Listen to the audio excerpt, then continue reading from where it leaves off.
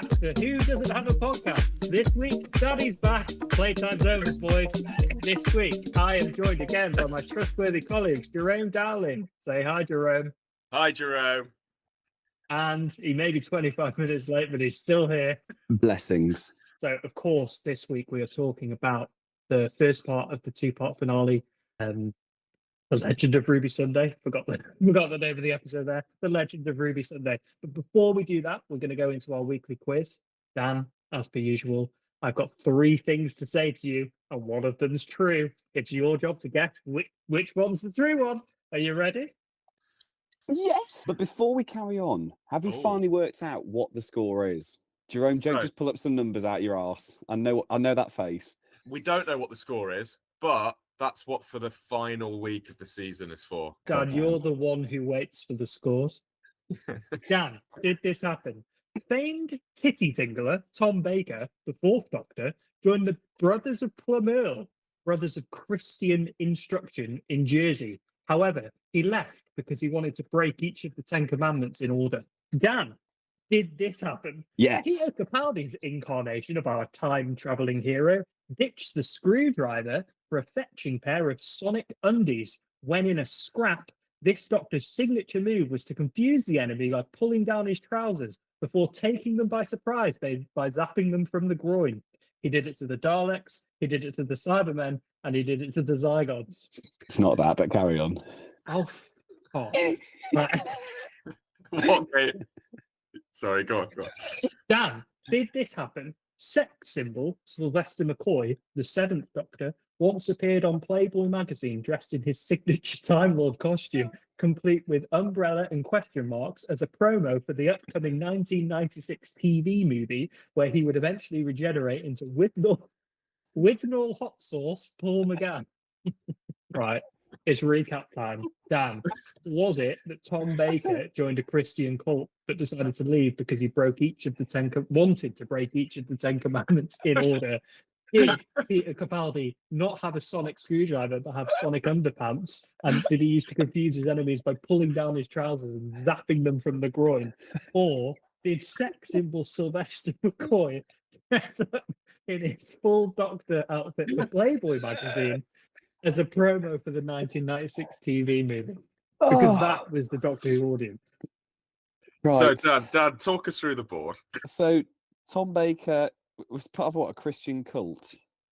He had to leave because he broke every one of the 10 commandments. He wanted to break each He wanted to break each in order. Yeah, specifically in order. Specifically in order. Right. I don't think I even need to recap here. I'm going with option 1. It's got to be Tom Baker. Has to be. Straight off the bat. Are you absolutely sure that you're ruling out the Peter Capaldi one?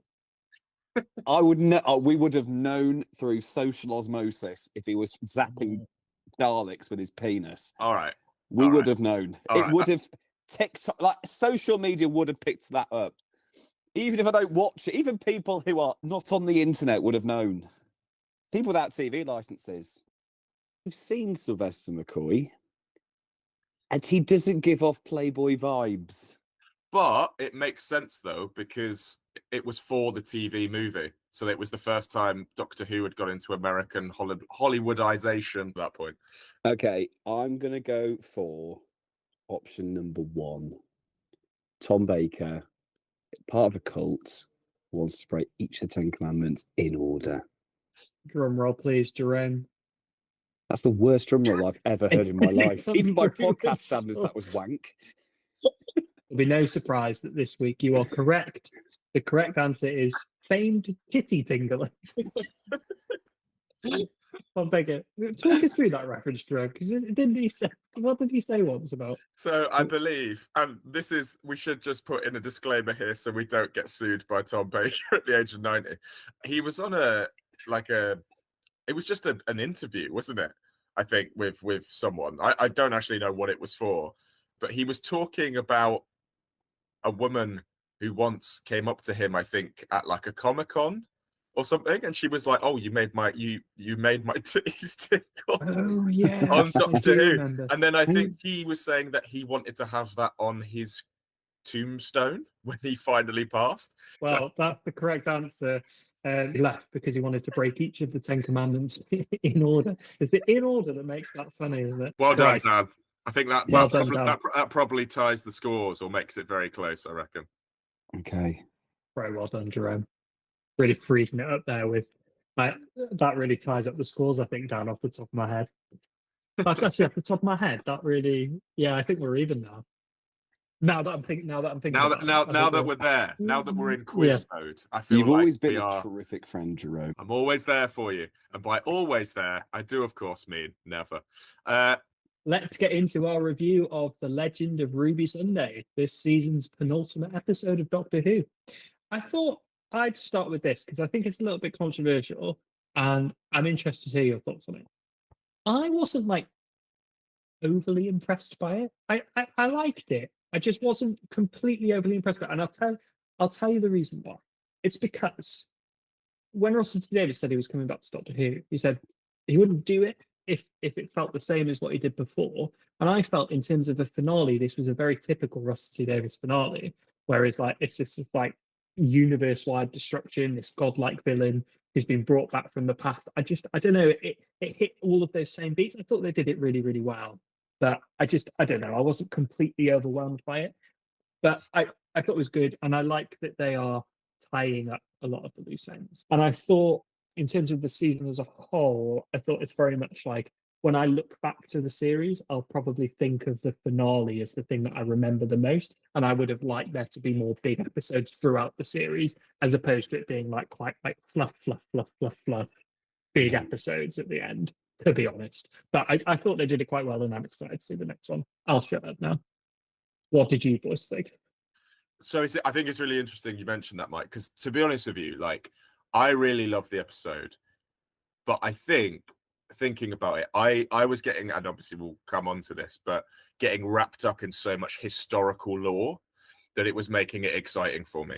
So I haven't really thought about the episode too much as an episode in terms of like its format and style. I've just been thinking of like references and Easter eggs and all these things and moments and stuff, and I kind of got caught up with that. I would say it's like the most excited I've been about Doctor Who for a while, in terms of like the reveal, the big bad, the pace, the kind of that sort of impending sense of dread, where I really liked how it kind of started quite nice. Like Bonnie Langford came back as Mel, and you know, like there's all these kind of good, you know, like you felt like maybe you're being set up for a fall here, or I was kind of watching the entire episode thinking as soon as that speech starts, you know, shit's gonna start to hit the fan, and it kind of did. But it was like, yeah, I was really, and I don't know about you boys, but when I heard that brief kind of intersection of the sound of drums as the reveal was happening, I don't know if you two heard that. There was a brief moment where the Masters themes, where the sound of drums played, where Ncuti's standing at the top of the stairs and he's watching Susan Triad. And I just thought that, like, all of a sudden I was watching it going, oh, I'm actually really excited now. Like, I'm really pumped. It kind of got me sort of back into that yeah, kind of frenzy feeling that I used to have when I watched Doctor Who when I was younger. So I was like really enjoying it, kind of really into it. And I'll save because I want to hear what Dan has to say. But in terms of like the big reveal and the villain, it was great. But we'll come on to that. How about you, Dan? Yeah, I can kind of agree with both of you. I think with Jerome, I think because there's so many little like references and nods and little Easter eggs and hints that kind of like gather as the episode picks up momentum. But I also don't think it was particularly a strong episode. I feel like the last maybe 10 minutes, I kind of really shot it into gear, and I think that's what's going to lead into the finale being as spectacular as we hope it will be. And sorry to cut you off, Dan. I think that the finale is going to make this episode better. Maybe I think it's very much a two-parter, and I think seen as a whole, I'll probably enjoy it more. Because are you two going to the cinema release of this? Yeah, not together, but yeah. Okay. Are you not, Jerome? Me and Mike famously can't go to the cinema together. Ever since he doesn't shut the fuck up, Dan. That's why. Always make it about yourself. I've come to watch a film, Jerome. I just jump out of my chair at any particular point. No, I can't see it in the cinema, unfortunately, because I'm going to be on a train at very late at night, so it's just not going to happen. So I won't see it in the cinema. I will probably watch it online on BBC iPlayer.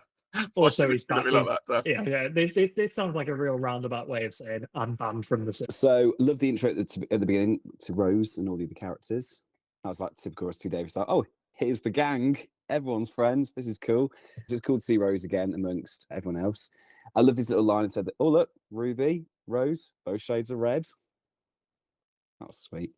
So, one thing that is mentioned, and again, these might just be little bits that picked up in the finale, is you obviously have Susan tries technology. It's a free software. It's globally, like a global free software, but it's never explained what that software would have been. I don't think it really matters in the grand scheme of things, but again, just another thing that didn't really go anywhere. Which are you two, or do we pick it up from social media? Like said on this podcast a couple of weeks ago that her name was an anagram of TARDIS. Who picked up on that first? Like, it wasn't my theory. I read it online. And I quite liked there's no original theories on this podcast though. There's no original members of this podcast by the looks of things. I quite liked the play on that where the Doctor literally says it's the wrong anagram. I like that. I thought that was quite neat. Like, because I quite liked him landing and saying all like that says TARDIS and everyone not being shocked by that. I thought was really nice. Like, we've worked that out ages ago. But I quite liked it being the wrong anagram. But I did read leading up to this episode that people had worked out the actual anagram as well. On the anagram aspect, obviously the big throwaway thing at the beginning was that it was Susan, and we'd obviously had a reference to Susan prior in the series in the Devil's Cord. Do you think it's all just been a throwaway, or do you think it's not that simple? We're going to be seeing Susan at some point. Right, yeah, I do have thoughts on this. So we don't know. So one of the overhanging questions that we have from this episode is we have no idea who Miss Flood is. We don't. I think she's being set up as another baddie, but I think it's quite strange having all of these baddies. Like, I don't know if she is a baddie, and I think they might be playing into the fact that she looks a little bit like a baddie and she's a bit mysterious. What's interesting for me with the Mrs. Flood thing, because like you say, Mike, like we have no idea what's going on here. Some people are saying she's Susan.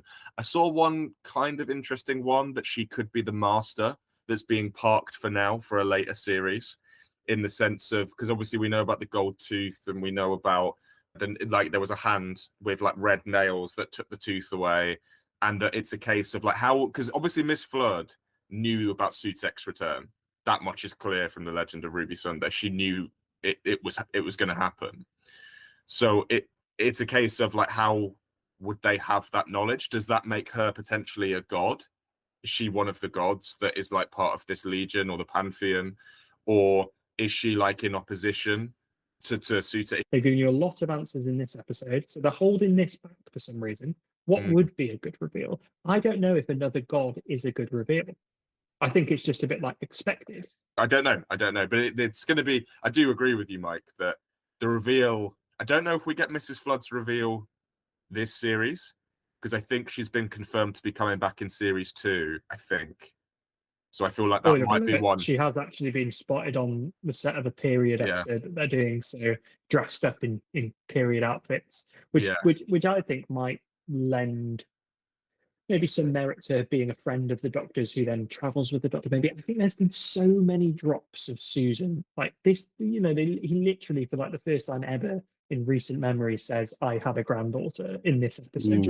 I just think anyway. The other question is, there's still like obviously big bad reveal, Sutek, dog villain. Like we have there's so many people who haven't been revealed. Ruby's mum, that was a massive part of this episode that kind of gets forgotten about a little bit because of the big bad ending where it's revealed. But it's like, who is Ruby's mum?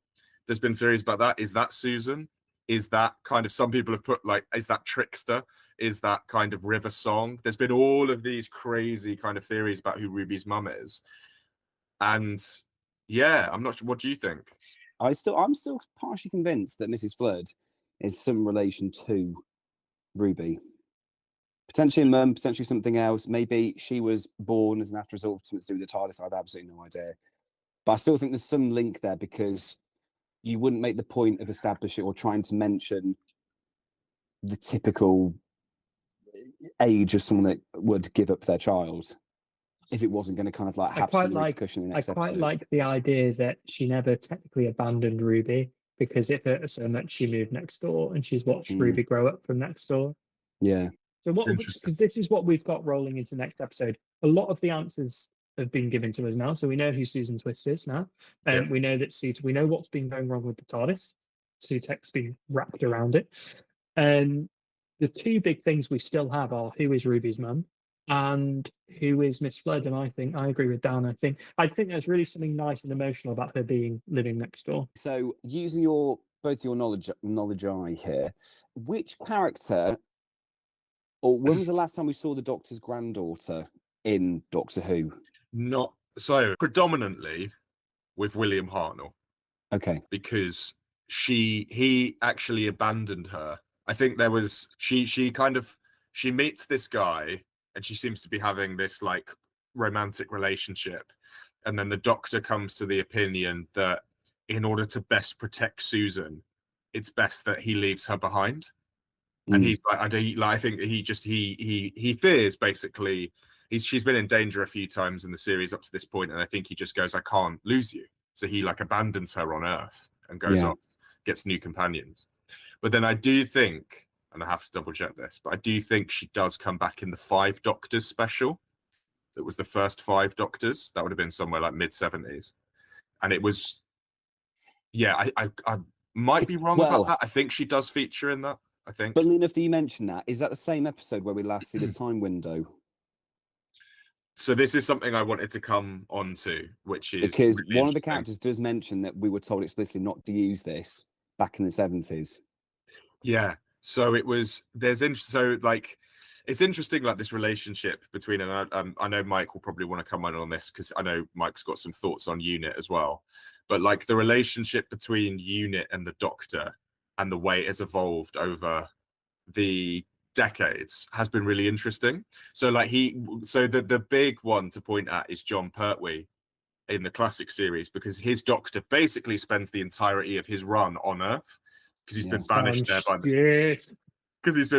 there by the Time Lords and bloody Time Lords, and he basically kind of is UNIT's first scientific officer. So it's interesting actually, because since the specials you've seen Shelley, who was UNIT's first scientific officer, and now it is the new guy, who I'm really sorry, I've forgotten the name of the actor's name. If anyone can remember it, I can't.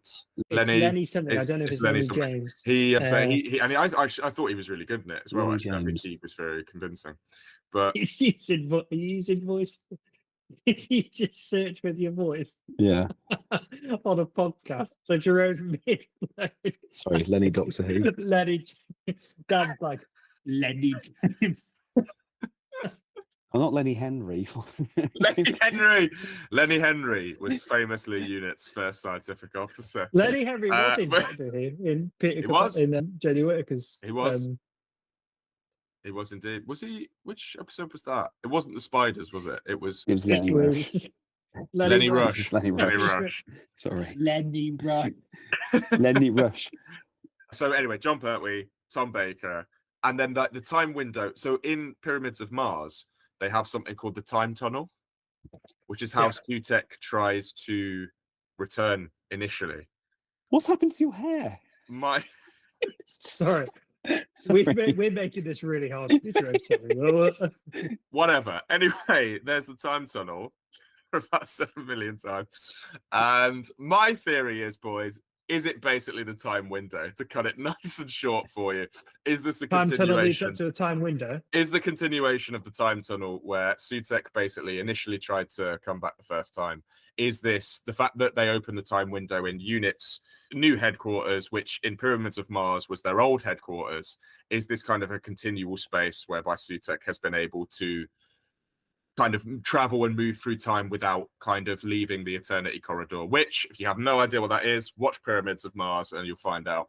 But yeah, obviously we haven't been told how Sutek escaped. We know he's escaped, we know he's back, but we don't know how he's escaped. And my theory is it's got to be to do with the time window. And in fact, we know that because we've seen it.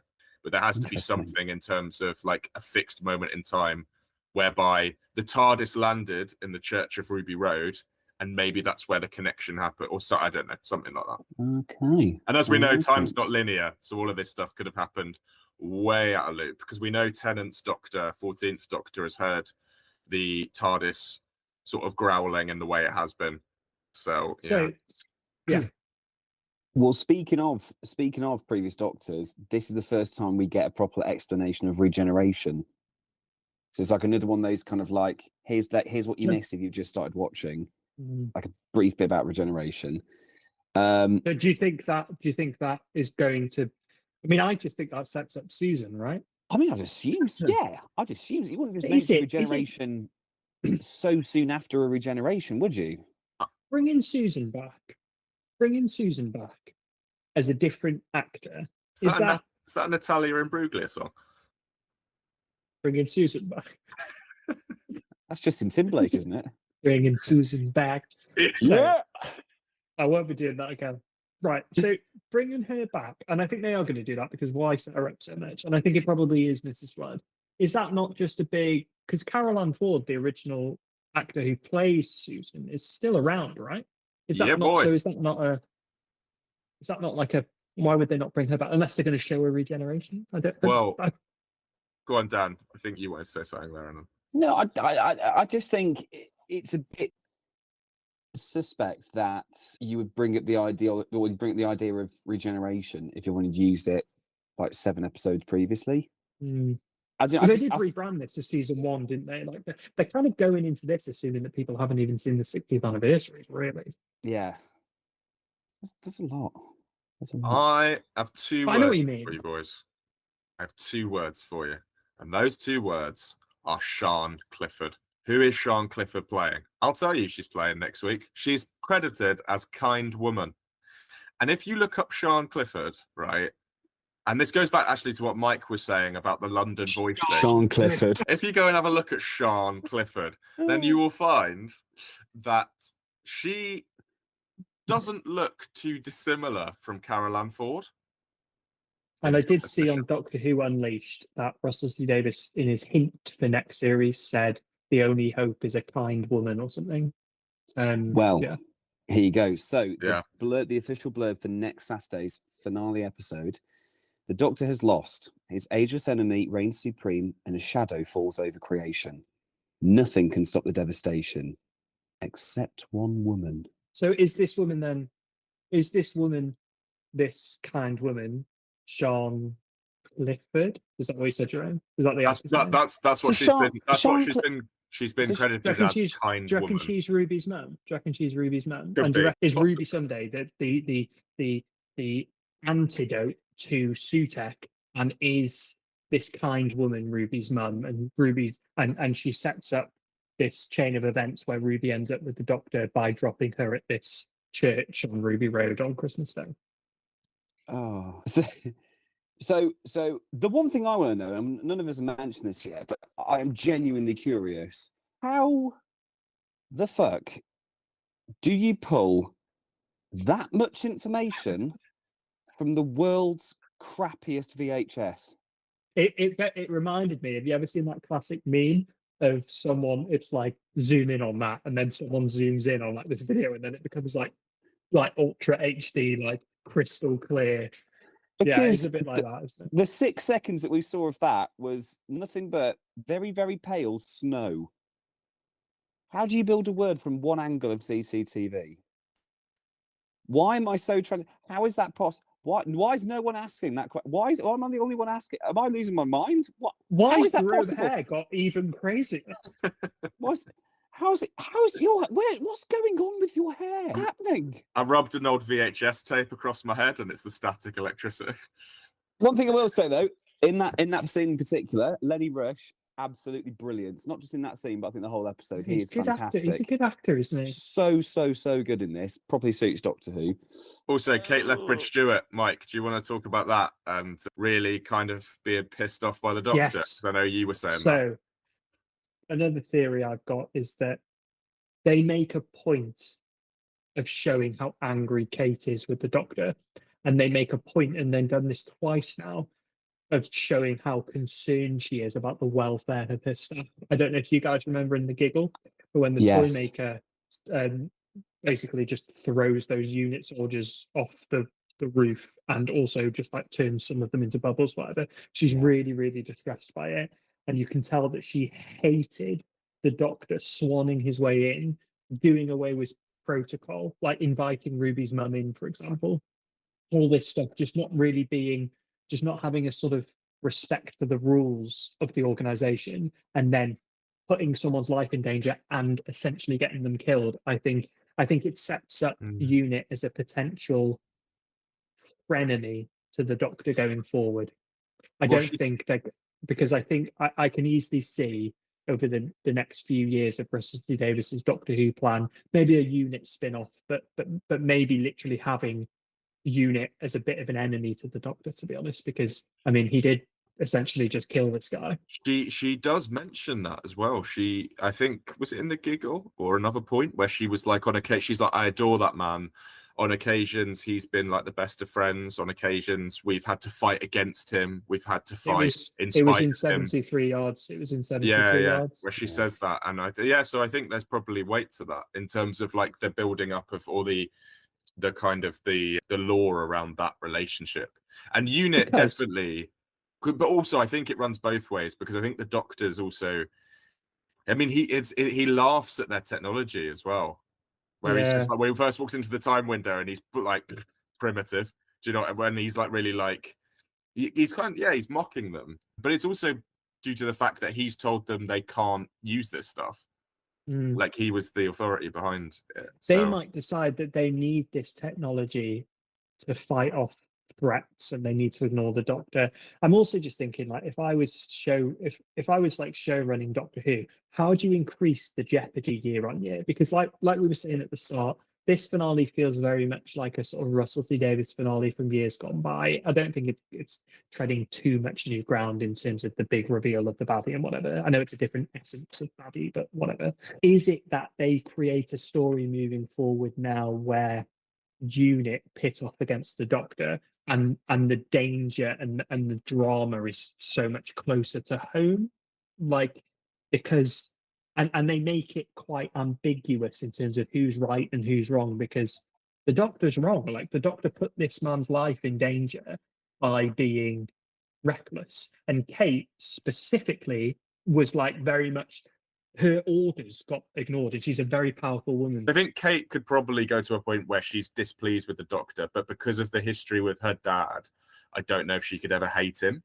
because his proof and his acts kind of on the earth, you stand for something. Do you know what I mean? But I could see there definitely being a change in the way Unit runs or the format of it, and maybe Kate's like the person, because in a way, like the way I look at Kate with the Doctor, or like Lethbridge Stewart before her, it's kind of like Lestrade to Sherlock.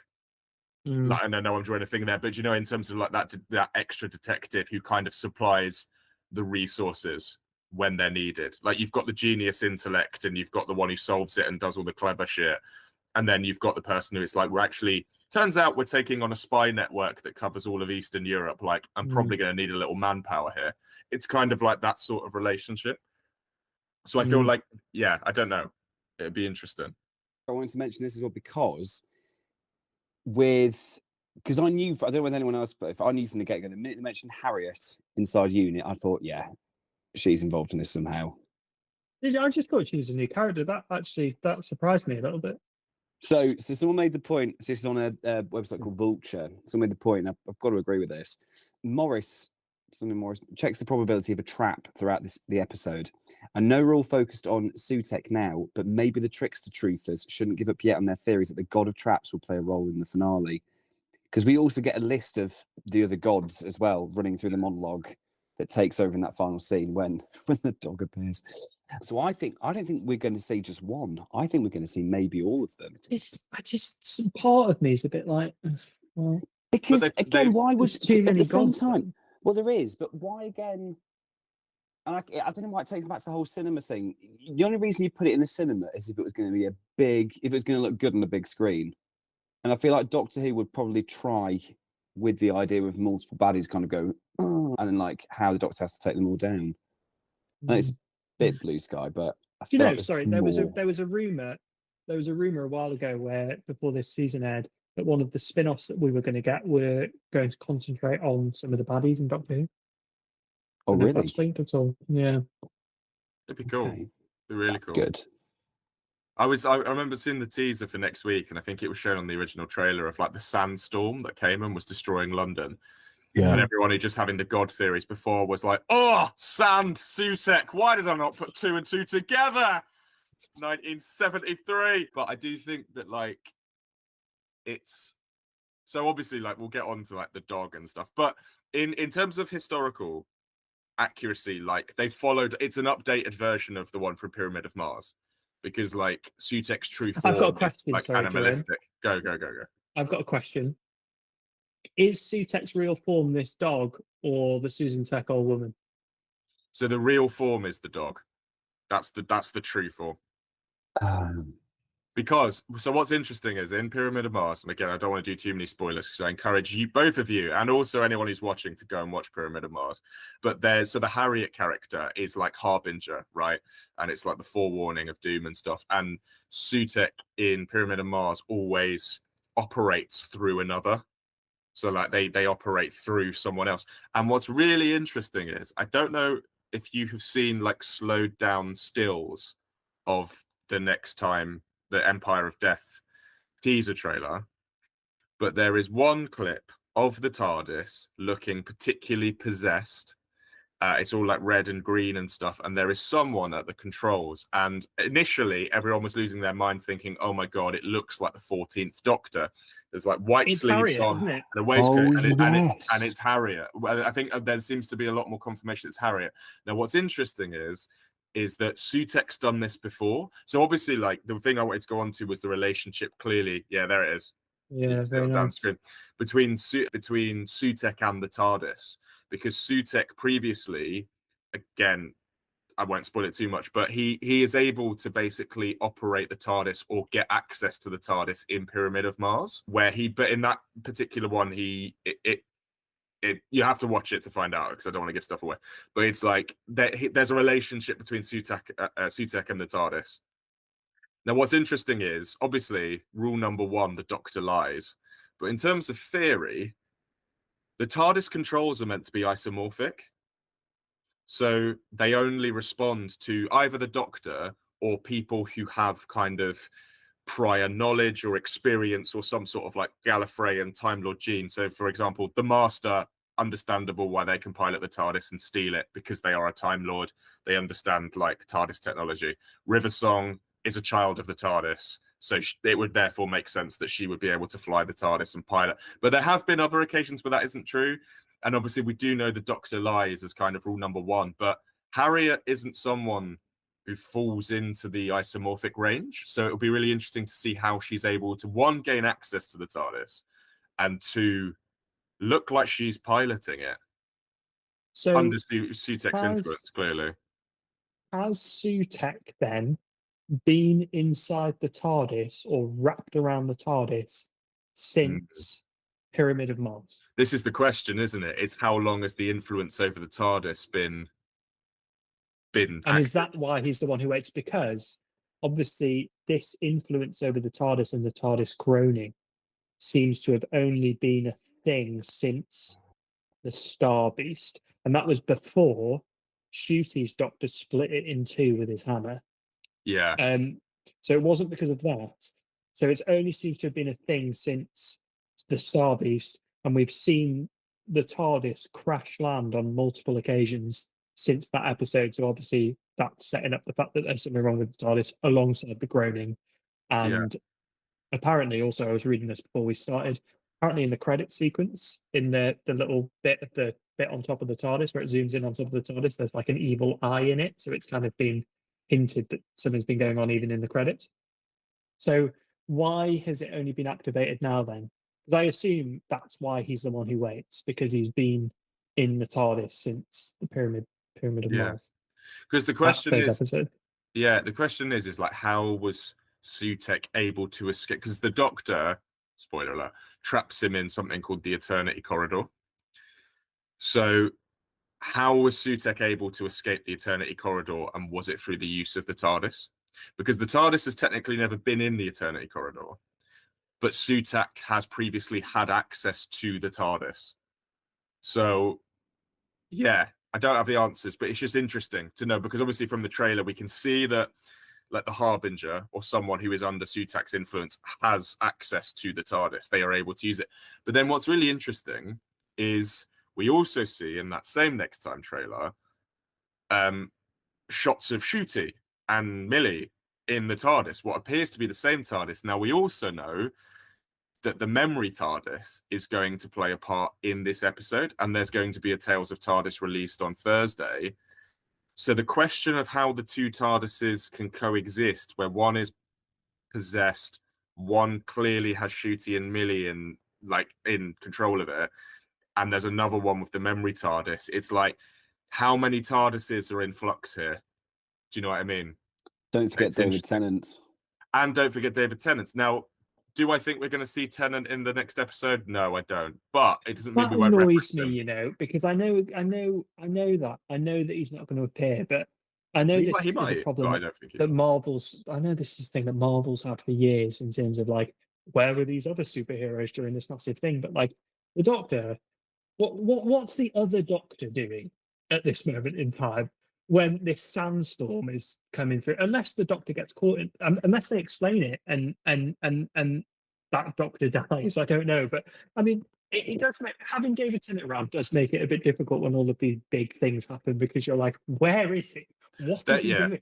He's got a TARDIS. There must be an explanation, though. There must be. Like they must have thought that through, because otherwise it's such a massive plot hole, isn't it? Like, but these are the big things that I think Doctor Who needs to do going into this new era. It needs these massive surprises. I'd love it if Tom Baker's in Tales of the TARDIS on Thursday, and I'd love it if David Tennant appeared in the finale for no reason. It was just like, oh, we've said that he's not coming back, but surprise! Like, I think they need to do these things.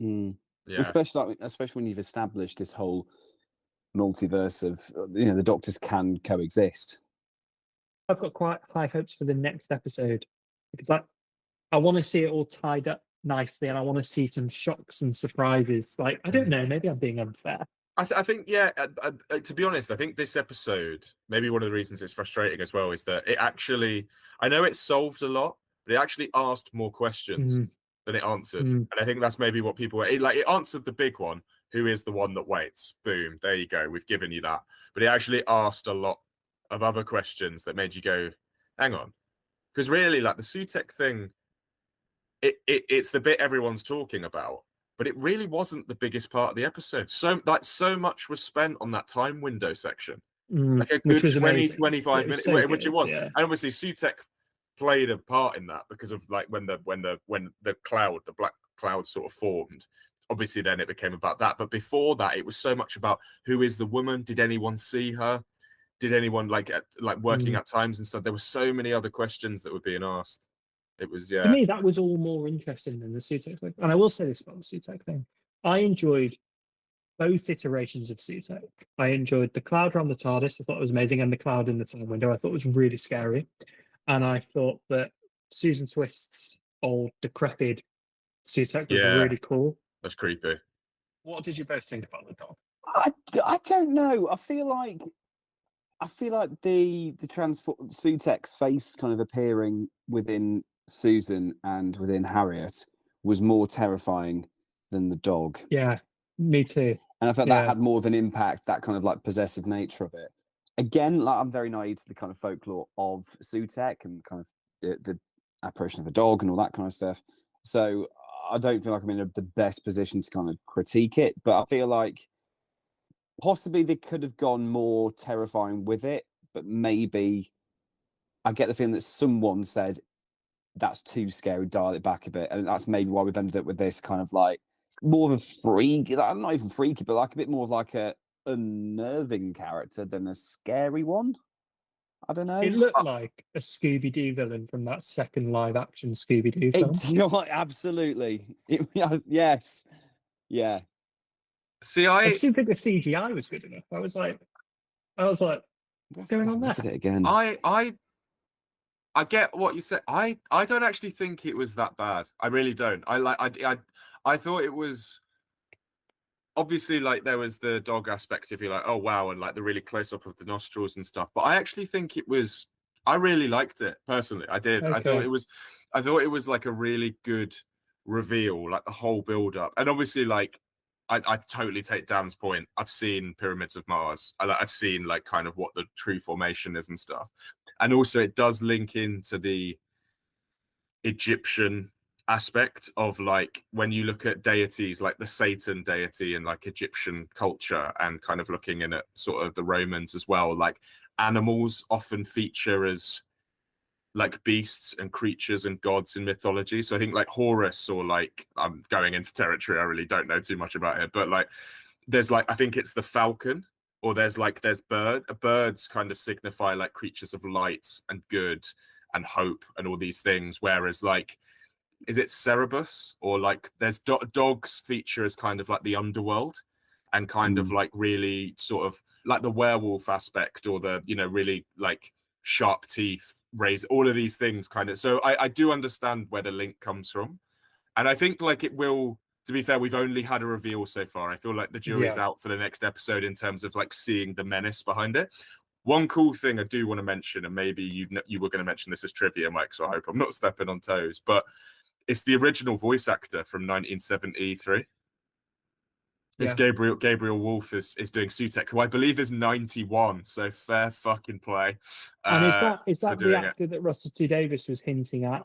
Is that there's a surprise actor, a brilliant actor in these episodes that we haven't revealed yet? And do you think that's Possibly. He also did the voice of the Beast in Tennant's one, and he's come back for which to be honest, just as a TV show thing, I think it's great that you're asking people back who've done those roles, especially when it's a voice performance. I can understand it sometimes when it's a physical performance. If someone is like so much older, in terms of bringing back a beloved character, sometimes it can be difficult. But in terms of like a purely vocal performance, I think it's great that they've asked him to come back and do it. Because I think it's like, there's a level of authenticity there to like what's going on. So I didn't mind the dog thing too much. I really like the Susan twist. The makeup, the prosthetics were quite horrific actually, and I think really even scary. the one briefly for I do. And I think to be honest, like the whole episode felt a little bit like a horror movie, a short horror movie. And I always like it when Doctor Who sort of embraces the horror aspect a little bit. I think it always makes it slightly, you know, like remember Blink? Remember the first time you watched Blink and were like, I'm genuinely like, I feel scared right now. Scared. Yeah. And like when we watched Space Babies. Yeah, that was pure terrifying. Sorry, I think what were you gonna you were gonna say something? No, well I was kind of looking, I'll set a background off so people can see. There's one thought I've had. So obviously, again, Sutek, when you compare the two, that is absolutely horrifying. That is a scary figure to watch on a Saturday night on BBC One, right? Now, I noticed here on the dog's collar, there was all these sort of figures and emblems there, right? That this might have nothing to do, this could be a complete dead end, but I just thought, why else would you see it in the previous episode and then it kind of go away, never come back? Does it have some link of any kind to the ring that Rogue leaves behind in the previous episode? Because it's got like a bit like a crucifix or kind of cross thing on it. I don't know. Possible. I mean, I'm just going to throw it into the mix. I think. Oh my Rogue God! Reappears. Oh my God! Rogue. You think Rogue's Ruby's mum? Rogue is the dog's owner. No, that's who he was actually coming after. It wasn't the shape-shifting birds. It was his dog. A man and no his wonder dog. he liked the TARDIS so much because like smells like the dog. I think I've been a bit too down on the episode. I actually did enjoy it. I just wasn't as shocked as I expected to be. And I think the finale is going to be a bit more shocking and it's going to tie it up in more of a bow. I also think that in the next series of Doctor Who, I would like more consistent storytelling in terms of the big arcs throughout the series. That's unfair because we have had Susan Twist appearing in every episode and Who is Ruby and stuff. Like it's all there. But I just means in terms of the event episodes, it does seem very like finale heavy, where I would prefer a bit more Chris Chibnall-esque. Like halfway through one of Chris Chibnall's episodes, in a completely random episode, they introduced a doctor that you'd never seen. So these huge moments I want to see more of, as opposed to it just being leading up to a big. But they're sort of my final thoughts on the episode. You just want to see Swing the it over timeless to you, child arc. And That's all what I would you say, want. sorry, is what is good is I feel like there is now a lot of discourse about Doctor Who again. Everyone seems really excited about it. I think it is working. The plan is working, and that's really good. I will say that. So I'd say, boys, what did you think overall of the and give it a score? My score, I'm going to give it a 7 out of 10. I probably agree with you, Mike. I think a good 7 because it has the tension. The ending really makes up for it. It establishes a load of characters, like returning characters, new characters, stuff like that. I feel like it's going to be one that once you've seen the finale makes more sense. It's like it's part of a bigger picture. So I don't want to give it too harsh of a score just because I feel like it's the precursor and like the build up to the big bang at the end of the series. So yeah, I think it's solid. And just before we throw over to Jerome, do you think that big bang is going to be those space babies farting their way into shot in that little farty spaceship to save the day? So yeah, to wrap up, I think I probably score it an 8 out of 10. I think like the fact it's got us talking for like an hour and a half, pretty much, like is always like and I always like Doctor Who like excites me the most when I'm intrigued. And I said to Mike actually before we came on, I was like, I've never been so excited to talk about a Doctor Who episode in a long time. So I feel like for that reason I have to be like, yeah, do you know what I mean? There probably were like flaws and things with it, but like I was so excited. And that reveal just felt like so classic Who, and I was engaged, and I was, do you know what I mean? I couldn't wait to see what it was. And I thought all the performances this season, while maybe storytelling has kind of dipped in places, like the performances have all been really strong. Like they have been. I think like they've really done well on the casting front. Okay. Right, let's land this baby. I want to talk about ratings. So Russell T Davies has been on record. Whoa, pausing this thing down. Landers, daddy. Like a crisp packet in a twister. Right, Russell T Davies has gone on record saying that the ratings for this series aren't what they hoped, and that isn't. If you actually look at the ratings, they are quite bad. But it's like, yeah, it's not good. It's not good. When you say bad, how much lower are we talking? Well, the three of us watch it, and then there's a couple of other podcasts. None of us watch it live, or do okay, we? So that's the difference. So there's obviously the overnight viewings, which are really low. I think you're in the 3 million, 4 million mark. But what I read, I should have done some actual research on this instead of just making it up. But what I read was, do you remember Legend of the Sea Devils, Jerome? The awful episode of Jodie Whittaker's, like, yeah. I'll be honest with you, Mike, I didn't remember it. That is one of the lowest rated episodes of Doctor Who ever. And we're getting the same sort of numbers. Now, obviously, they've had a new strategy for releasing these episodes. Then you get the consolidated figures, the 7-day figures, I believe, which are people who are watching it on catch up. They're a little bit higher, but still kind of not what you expect, apparently. What do I know? But then what is specifically being left out of this conversation is the worldwide impact. So obviously it goes out on Disney Plus everywhere.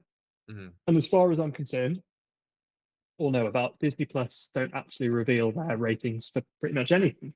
So we don't know how many people are watching worldwide. So the UK viewing figures are kind of consistent with what we've come to expect with Doctor Who in recent years. But worldwide, we don't know. And Russell T Davies has also specifically said that it's doing very, very well with younger audiences, which is why he was brought back. So they're seeing it as a success. But if you look at the viewing figures for the UK specifically, those consolidated figures over 7 days, it's worrying.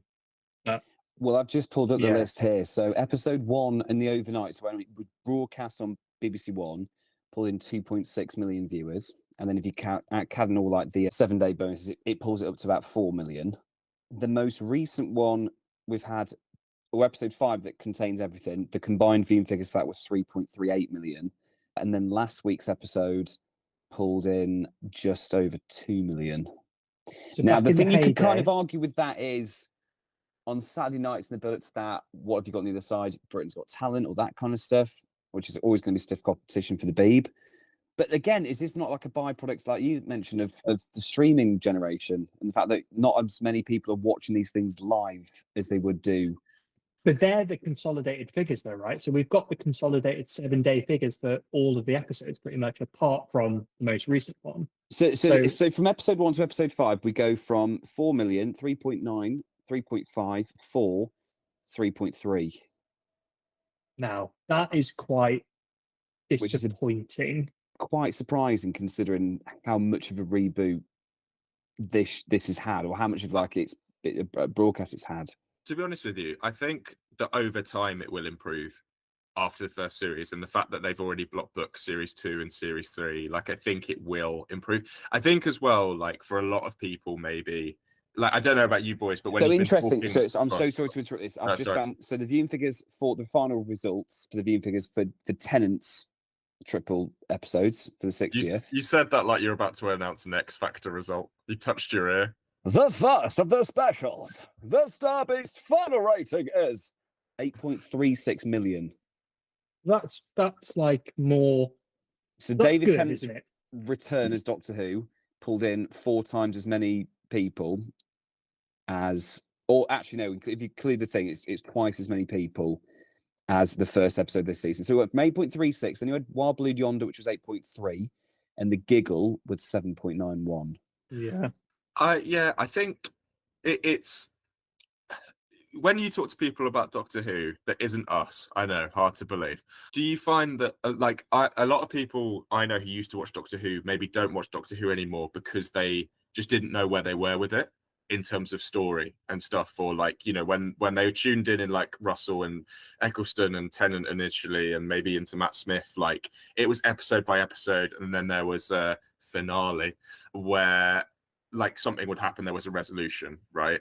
Whereas now, like so many storylines and so many things are going on, like people just go, oh, I tune in and I've just got no idea what I'm going on. But maybe like we've had episodes where like Space Babies and The Devil's Chord, and like they're trying to like rebuild a focus where they are, you know, like you say, like under 16s and 16 to 30, Thor, I think was the age group he was looking at. Like we're bringing in, we're reintroducing people to the concept and trying to bring people back. So maybe it's one of those things like over time, it will start to build up again. It's just right now, people are, I don't know. I mean, you could also argue as well, if we're gonna, if you need to kind of address it, is that there are casting choices in this series that have maybe annoyed a lot of people. And you know, for us, because we're very open-minded people, you don't see that as something that would affect the narrative of a program. But a lot of people, because of the way Doctor Who used to be or has been in the past, have maybe been put off by the idea of someone like Shooty Gatwa playing it, which is horrendous in this day and age that it has such a dramatic impact upon viewing figures. But well, I think people, judging by the comments on our podcast, 95% of the people think it's too woke. They think it's woke nonsense, is what they think. But I mean, that is just the vocal few, I imagine. I think. Because I think a lot of people, I think we do live in a generation, unfortunately, where opinion can kind of level fact, and one person's opinion will then filter on and then kind of progress into an ideology. And when people go, actually, screw this, I won't bother watching it. If no one else likes it, why would I? Whereas if people actually gave it a go, you would actually realise that it is probably the best of Doctor Who that we've had in the last however many years. I definitely feel like it's come back with a bang, and I feel like with Russell T Davies back at the wheel, we've definitely had better storylines. The performances have been superb. I think we've had a series arc this season that has been likened to those that we watched growing up from 2005 onwards. And I think people just need to maybe get that kind of daft ideology out of their head and just give it a chance. I think a lot of people have just taken it at face value, gone against it. Whereas in reality, if you stick with it, it's actually the show that we once loved back again. Yeah, I think the show's been on for 60 years. Do you know what I mean? Like, it evolves. When people were watching William Hartnell, and then, you know, you had like Patrick Troughton come along, who was a lot more eccentric and not like the grandfatherly figure, people were going bad then. Do you know what I mean? When they're like, who's this clown? Who's this clown coming in? Then John Pertwee comes in and he's like a dandy and he's got all these colourful suits and stuff, and it's a bit weird again. And then Tom Baker is like eccentric and wears an outrageous costume and people adore him. But that, do you know what I mean? Like, it always evolves, it always changes. And I think like I feel like, especially now, like we live in an age, don't we, where like opinion, like you can just put whatever you want out there, like immediately with immediacy. And maybe that's always been the case. It's just it's more in the know now because like there's the access to it. But I think like overall, like the show's going to have high points and it's going to have a low points. It's a sci-fi fantasy show that is a bit ridiculous. That's why we love it. It's not like, you know, we could have chosen to do a podcast about like a really serious crime drama in Northern Ireland. But we didn't. We chose to do a podcast on something that is about a police box from 1950s London that kind of goes around space and time. I think it's just like if the storytelling's good, I'm in, and that's kind of where I sit with it. I just hope that Disney are impressed enough with the worldwide impact that they don't pull out after their like 2-season deal or whatever, because you can easily see it. I think the ultimate factor now is between now and Christmas, the Whouniverse actually needs to expand because they've been promoting it for about a year or so now. We've not seen anything new. We've heard these little snippets and rumors of new series, new shorts, new animated things, all potentially coming into the limelight. That has got to be the deciding factor of whether or not to expand it. It brings in a greater audience and it gives Disney the justification then to carry on funding the show. Or we could see by the end of season 2, maybe even season 3, a bit of a drop off. And through maybe no fault of anybody's, it's just the fact that maybe, because again, the other thing you could say with Doctor Who, because it has been going on for so long, it's been pretty much continuous since 2005. It's been like almost like a 20-year run now that we've been on. Maybe it's time for another pause. Well, that's my worry, Dan. I worry that if this doesn't work, so if we're 3 series in and it's not working, I don't just want to talk about domestically here because there's probably lots of reasons for the viewers, and Russell T Davies feels quite confident that it's working with the audience that they need it to work with, which is young people. I imagine it's going to pick up steam over time, exactly what you're saying. But if it doesn't, I fear that this is will be the end of Doctor Who for quite a long time. Yeah, because it's a big swing, isn't it? And if this doesn't work, what do they do with Doctor Who? Bye everyone, I need a wee. This has been Who Doesn't Have a Podcast with me, Jerome, Mike's over there, and Dan. We love you all. Bye! And don't forget to follow us on Who Doesn't Pod, on X, on TikTok, on Instagram. We're finally posting content now. Mike's throwing some shapes, and rightly so. We're being so cack with social media, but we're getting better, I promise. So please follow us. Please follow us on YouTube. Just get involved, because we'd love to get you involved as well.